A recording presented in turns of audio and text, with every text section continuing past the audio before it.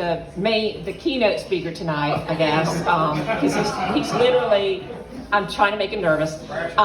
He is literally the best speaker in a family of people who love to speak.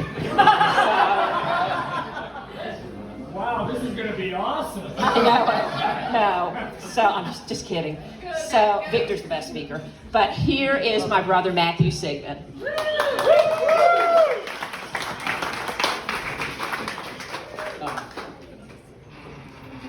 This story begins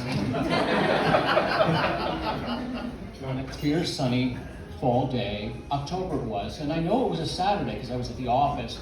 Those were back in the days where I worked in an office. Those were back in the days when I worked.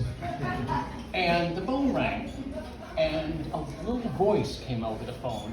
And it wasn't the angel Gabriel in the book of Luke, but it was an annunciation of a different kind. It was my sister Sherry, and she didn't say hello, she didn't say how are you, she simply said, Uncle Matt. I thought, well, that's kind of weird, what the hell happened? And I was, oh, that's an annunciation of a different kind. 7, 8 months later, Victor came along. It was an annunciation, it was an annunciation, but it was also a transformation that I didn't anticipate. I figuratively and literally went from being Matthew Sigmund, son of Arthur and Toby Sigmund, brother of Sherry, Claire, and Stephen Sigmund, to this other person called Uncle Matt. And certainly down below the Mason-Dixon line.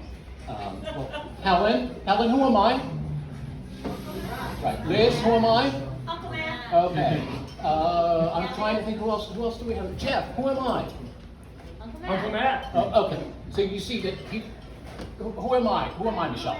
Very good, very good. It just, thank you.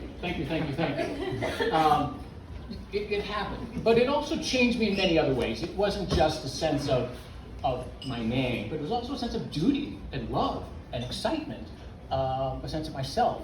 And suddenly, at the age of 30, I don't want to say I was born again, but I became a little bit more humble and had a new sense of responsibility. There are sociobiologists who say non-reproducing siblings are actually part of nature's way of ensuring the success of reproducing siblings. That is bullshit. I was very... But he bought it. I was very, very lucky. Victor was the first, and he set a very high standard. But he also set a standard, not of perfection. I mean, he's a wise and warm and witty and wonderful guy, but he's not perfect. He's not a Boy Scout. The carousel in my mind of images of Victor, the first time I saw him was in his yaya, his other grandmother's arms. And he was this sweet, happy kid, only a few days old. And I said to his grandmother, oh, look at him, he's going to grow up and be a businessman just like his father. And Yaya, a sweet, wonderful woman, said, no, he's not. He's going to be a Jewish lawyer like his mother.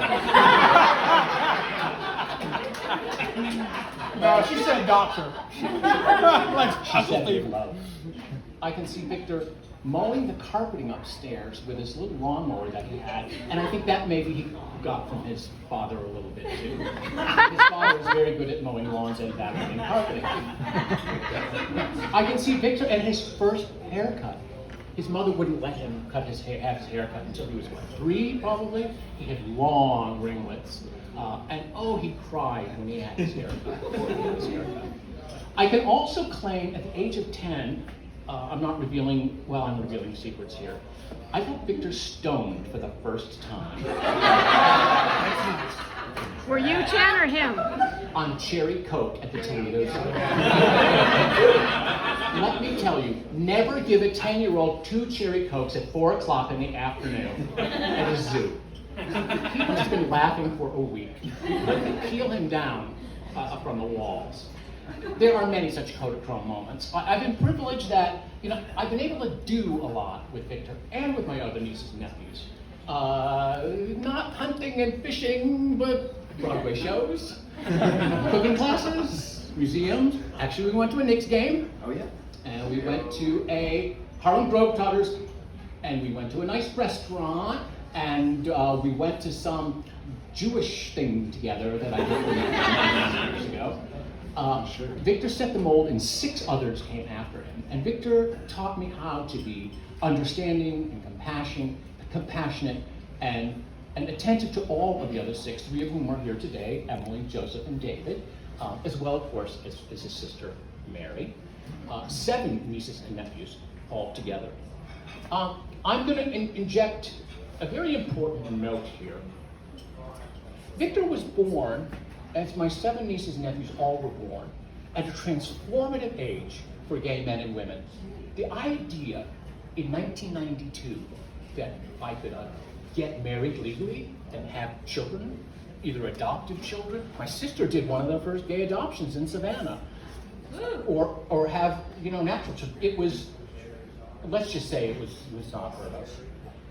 My sister Claire and I know I speak for her, with saying, we were so incredibly privileged that my children, my nieces and nephews, were raised without prejudice whatsoever.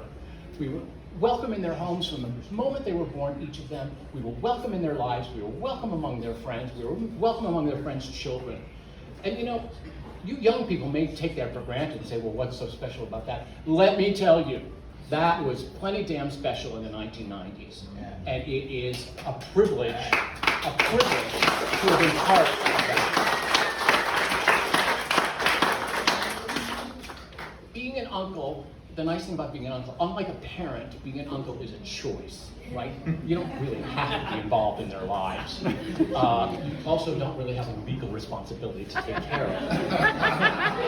of. But you can choose to do things with them, but you don't always have to do things with them. One of the most important lessons I've learned was from my sister-in-law, Carolyn, who is the mother of these 3 boys here, and the wife of my brother, who is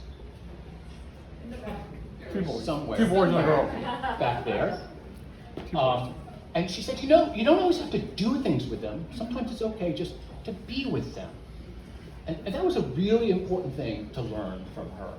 On an existential level, what it means is being an uncle is being available, being present, being their friend when they need a friend, someone who's familiar enough, being someone who they can talk to about certain things they can't talk to about their parents, being someone you can tell them stories about their parents don't want to talk about.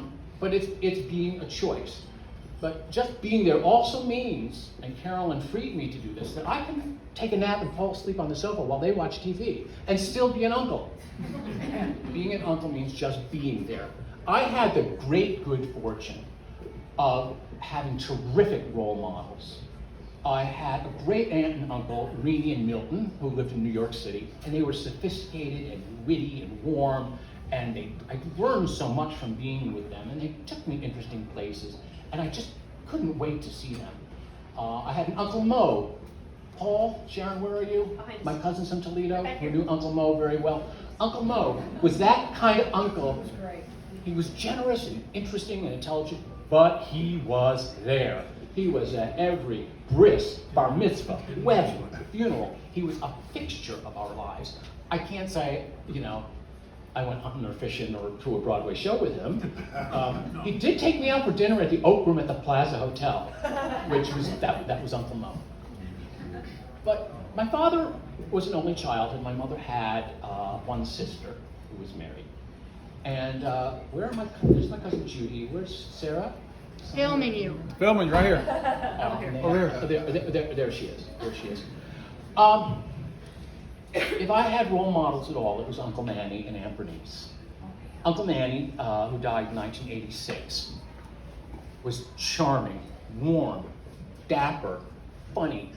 He was the quintessential uncle who made you feel great about yourself, who was a terrific host, and he had class. Uncle Manny had class, and he had charm, and he had wit.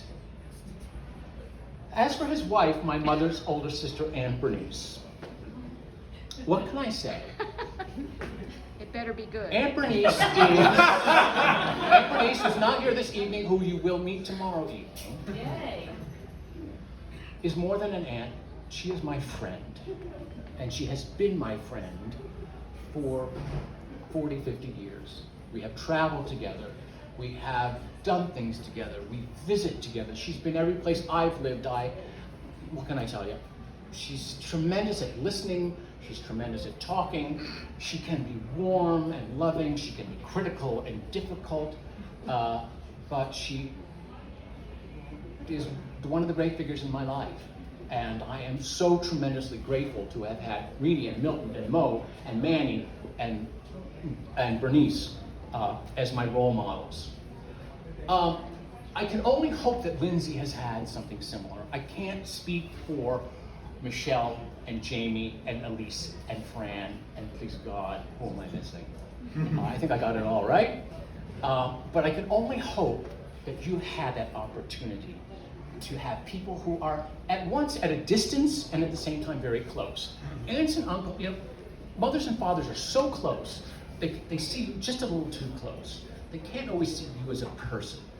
But if you think of yourself as a pointillistic painting, your parents are a little too close. They see all the little dots, right? But your aunt and uncle, they're from a distance, so they just see the beautiful work of art that you become.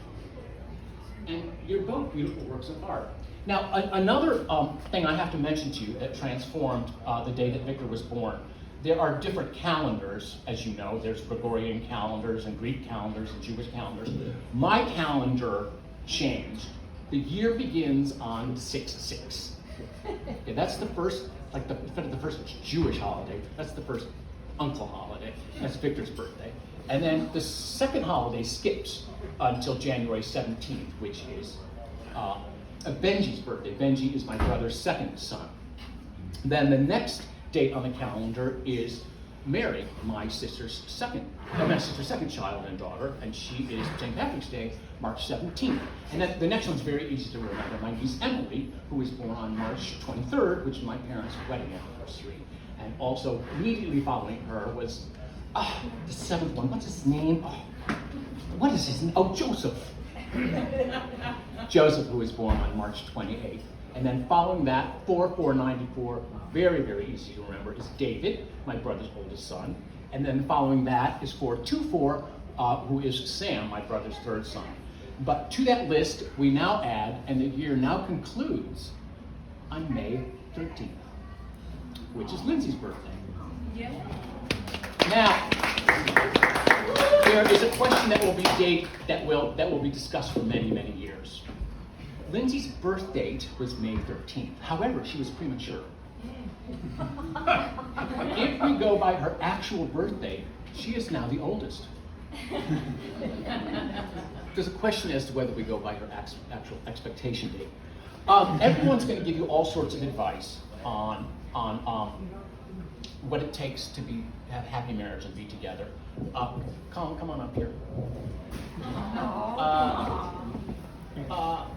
You're going to get a lot of wisdom. Colin and I have been together 14 years. You're going to learn, everyone's going to tell you the same thing. The most important thing is to say, all right, I love you, blah, blah, blah, thank you, blah, blah, blah, I'm sorry, blah, blah, blah. I was wrong, you were right, blah, blah, blah. That's really important one. I was wrong, I should make you rehearse right now. Mostly Victor, you're going to have to say this. I was wrong, you were right. And they're all going to tell you that the most important thing is always close the bathroom door.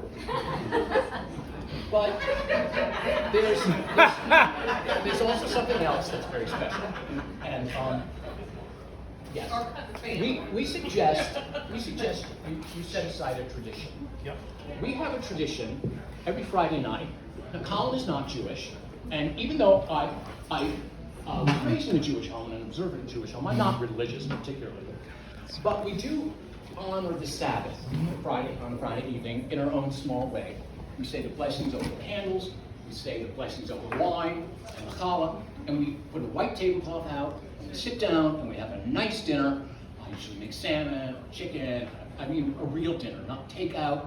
We very rarely go out, and it's very important for us. It's not a religious thing, it's a matter of tradition. It's how we honor a moment in time between that which we have to work and be frenetic, and a moment in time when we sit down at the table and we enjoy each other's company, and we rest. It's how we honor our parents and our grandparents And it's how we honor the generations after us. Any of my nieces and nephews and siblings who have been in our house on a Friday evening know this is what they do, and they're expected to do that. It's a small thing as an uncle, or as uncles, we wish to pass down. And in order to honor that, I would like to summon Lindsay and Victor up here. Aw. But I also want to summon up aunts and uncles. Michelle, Jamie, Fran, Elise, could you come up here, please? Helen, Claire, Stephen.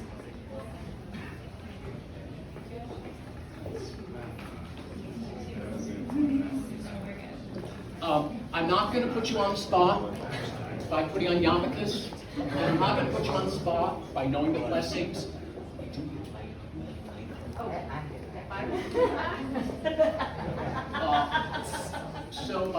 And Lindsay, it's generally the woman's responsibility to do this. Now, this is very important. You don't have to have antique candlesticks. These are $14.95 from Amazon. You tuck them in your suitcase for Australia or not. You don't have to have blessed holy candles. These are Amazon 100 to a pack for $14.95. You don't need to do the whole thing. Just, if you would, please, if you can, when you can, on Friday evening, light 2 candles. Light 2 candles. So go ahead and light them.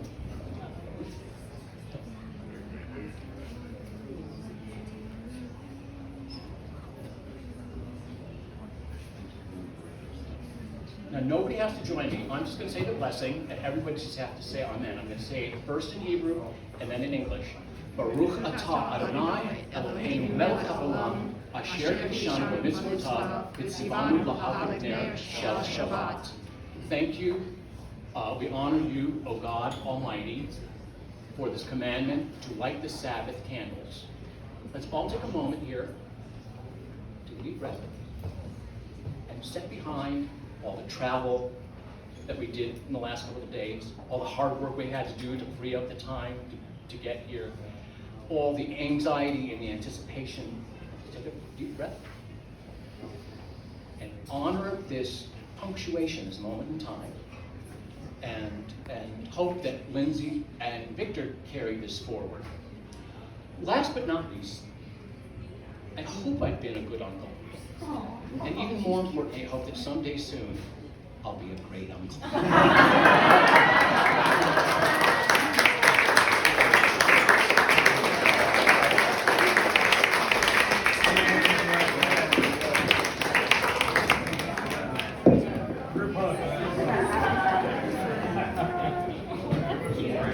Thank you, Matthew. That was beautiful. I got nothing after that. So, if anyone wants to come up and say anything, you are welcome to. Like I said, it's open mic night. If not, the bar is open until 10. There's plenty of snacks out there. Please take your welcome bag, and we are so excited to have you here for tonight and tomorrow. So thank you.